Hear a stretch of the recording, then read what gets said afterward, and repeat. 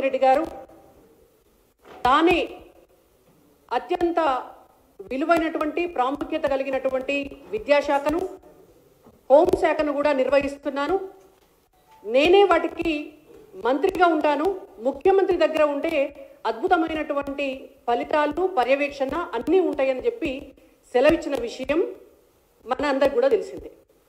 అయితే ఇవాళ ఇదే ముఖ్యమంత్రి గారిని మేము ఇదే క్వశ్చన్ అడుగుతున్నాం. అయ్యా మీరు ఎక్కడున్నారు, విద్యాశాఖ మంత్రి గారు మీరు ఎక్కడున్నారు రేవంత్ రెడ్డి గారు? ఈనాటి వరకు 15 నెలలుగా ఒక్కసారైనా కూడా విద్యాశాఖ పైన రివ్యూ ఎందుకు చేయలేదు? ఇవాళ తెలంగాణలో ఉన్నటువంటి Kakatiya university, Satavahana university, Palamuru university, Telangana university, Mahatma Gandhi university, ఈ 5 యూనివర్సిటీల పరిధిలో ఉన్నటువంటి డిగ్రీ పరీక్షలు ఎందుకైతే లేవు తెలంగాణలో? 1,00,000 మంది విద్యార్థుల భవిష్యత్తుని మీరు గాలికి ఎందుకు వదిలేసిండ్రు అని భారతీయ జనతా పార్టీ తరఫున మేము అడుగుతున్నాం. ముఖ్యమంత్రి గారు మీరు చెప్పాలా, ఇవాళ 1,00,000 మంది విద్యార్థుల భవిష్యత్ అంటే మీకు ఎందుకు లెక్క లేకుండా అయింది? తెలంగాణ రాష్ట్రం ఏదో అత్యద్భుతంగా ప్రగతి పదంలో ముందుకు పోతున్నట్టు మీ అందానికి అందాల పోటీలు పెట్టుంది.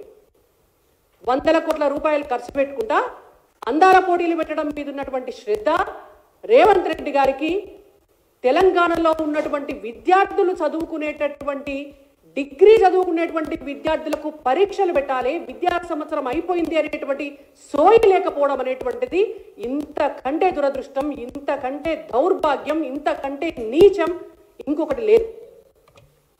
ఎక్కడన్నా ఉమ్మడి ఆంధ్రప్రదేశ్లో కూడా ఇంత అధ్వాన్నమైనటువంటి పరిస్థితి ఎన్నడూ కూడా లేదు. విద్యా సంవత్సరం అయిపోతుంటే విద్యార్థుల పరీక్షలు పెట్టకపోతుంటే కనీసం దానిపైన పర్యవేక్షణ చేసిందిరా విద్యాశాఖ మంత్రి అని పేరు చెప్పుకుంటున్నటువంటి రేవంత్ రెడ్డి గారు ఎందుకు పెట్టలేరు అనేటువంటిది ఎంక్వైరీ చేసిందిరా మీరు? కనీసం ఏప్రిల్ నెల అయిపోయి మే నెల మొదలైతుంటే ఇప్పటి వరకు కూడా డిగ్రీ పిల్లలకు 5 యూనివర్సిటీల పరిధిలో పరీక్షలు జరగకపోతే వాళ్ళ పరీక్షలు ఎప్పుడు పెడతారు? వాళ్ళ పరీక్ష ఫలితాలు ఎప్పుడు దిద్దుతారు? వాళ్ళకు ఆ పేపర్లను దిద్ది ఫలితాలు ఎప్పుడు ఇస్తారు? వాళ్ళు పీజీకి అడ్మిషన్ ఎప్పుడు పెట్టుకోవాలి? అంటే ఇవాళ తెలంగాణలో పుట్టిన పాపానికి, తెలంగాణలో డిగ్రీ చదువుకుంటున్నటువంటి పాపానికి, తెలంగాణలో దాదాపు 1,00,000 మంది డిగ్రీ విద్యార్థులు ఇవాళ మీ కాంగ్రెస్ పార్టీ ప్రభుత్వ వైఫల్యం పుణ్యమా అని ఒక విద్యా సంవత్సరాన్ని కోల్పోతున్నారు. అక్కడ గింత కూడా చీమ కుట్టినట్టు లేదు మీకు. దేశాలు పట్టుక తిరగాలి తెల్లారలేస్తే, ఈ పైసలు పట్టుకొస్తానం మా పైసలు పట్టుకొస్తానమ్మని మీ మంత్రులు తెల్లారలేస్తే హెలికాప్టర్లు వేసుకొని జిల్లాల పర్యటనలు చేయాలి.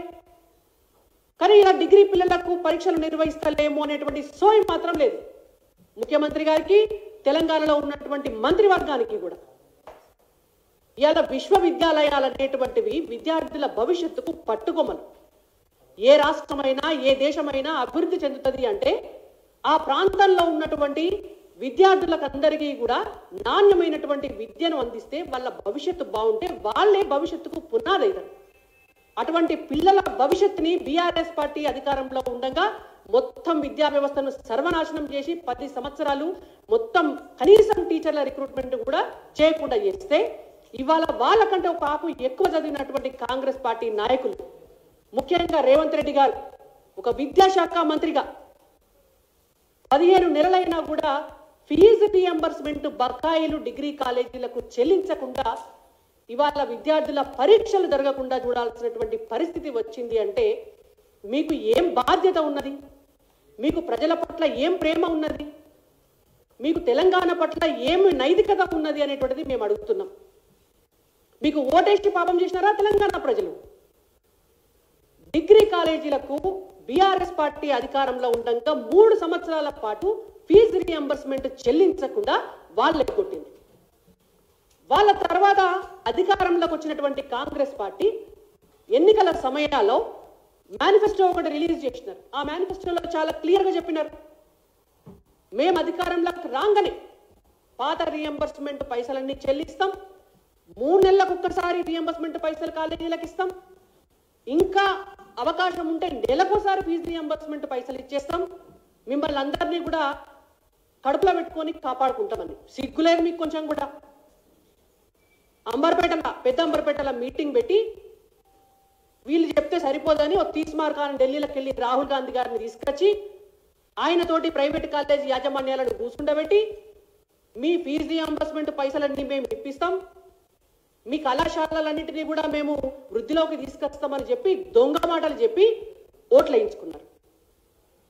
అంతకంటే ముందు ఉత్తమ్ కుమార్ రెడ్డి గారు పిసిసి చీఫ్ గా ఉన్నప్పుడు ఏకంగా వీళ్ళందరినీ ఢిల్లీ దోల్కపోయి బీఆర్ఎస్ పార్టీ మొత్తం దుంపనాశనం చేస్తుంది తెలంగాణ రాష్ట్రాన్ని, మేమైతే మీకు ఎప్పటికీ అండగానే ఉంటాం, భవిష్యత్తులో మాకు అవకాశం ఇవ్వండి అని చెప్పి ఢిల్లీకి దొలకపోయి రాహుల్ గాంధీ గారిని అక్కడో పాలు కల్పించారు. ఇవాళ తీరా అధికారంలోకి వచ్చిన తర్వాత గతంలో ఉన్నటువంటి బీఆర్ఎస్ పార్టీ మొత్తం అపలపాలు చేసింది కాబట్టి ఇవాళ మాకు శాతనైతే లేదంటే చేత కాకపోతే దిగిపోండి, మీకు చేత కాకపోతే, మీకు ప్రభుత్వాన్ని నడప చేత కాకపోతే, మీకు తెలంగాణలో ఉన్నటువంటి విద్యా వ్యవస్థను గాడిన పెట్ట చేత కాకపోతే, మీకు పిల్లలకు పరీక్షలు పెట్టేటటువంటి చేత కాకపోతే దిగిపోండి గవర్నమెంట్లోకి వెళ్ళి. ఈ విద్యాశాఖను నడపడం నా చేత కాదు అని రేవంత్ రెడ్డి గారు మీరు ఒప్పుకొని ఎవరైనా చదువుకున్న వాళ్ళు ఉంటే వాళ్ళకు విద్యాశాఖను అప్పచెప్పరు. మీ పార్టీలో చదువుకున్న వాళ్ళు లేరా? మీ పార్టీలో పాఠ్య పుస్తకాలు ప్రింట్ అయితే వాటి మీద పాత ముఖ్యమంత్రి పేరు వచ్చి తెలంగాణ మొత్తం డిస్ట్రిబ్యూట్ అయినా పట్టించుకునే దిక్కులేదు మీ పార్టీలో. ఇవాళ పిల్లలకు పరీక్షలు పెట్టకపోతే కనీసం ఎందుకు పరీక్షలు పెడతలేరు అనేటువంటి విషయాన్ని మీద చర్చ పెట్టేటటువంటి దిక్కులేదు ఈ ప్రభుత్వంలో. 1,00,000 మంది విద్యార్థుల భవిష్యత్తు గాలికి పోతుంటే ముఖ్యమంత్రి దేశాలు పట్ట తిరుగుతున్నాడు. ఇదేనా మీరు చేసేటటువంటి ప్రజాపాలన? ఇదేనా మీరు తీసుకొచ్చేటటువంటి మార్పు? ఇవాళ గ్రామీణ ప్రాంతాల్లో చదువుకున్నటువంటి విద్యార్థులందరూ కూడా అరో రామచంద్ర అని ఎవరికి చెప్పుకోవాలనో తెలియక ఏడుస్తున్నారు. సిగ్గుమోదలు చెప్పుకుంటే కాకతీయ విశ్వవిద్యాలయం 5 సార్లు పోస్ట్పోన్ అయిందిదా పరీక్షలు, 5 సార్లు. మహాత్మా గాంధీ విశ్వవిద్యాలయం 4 సార్లు పోస్ట్పోన్ అయితే ఆ పరీక్షలు, డిగ్రీ పరీక్షలు. పాలమూరు విశ్వవిద్యాలయం 3 సార్లు పోస్ట్పోన్ అయితేయా. శాతవాహన విశ్వవిద్యాలయం 4 సార్లు పోస్ట్పోన్ అయితేయా. తెలంగాణ విశ్వవిద్యాలయం 4 సార్లు.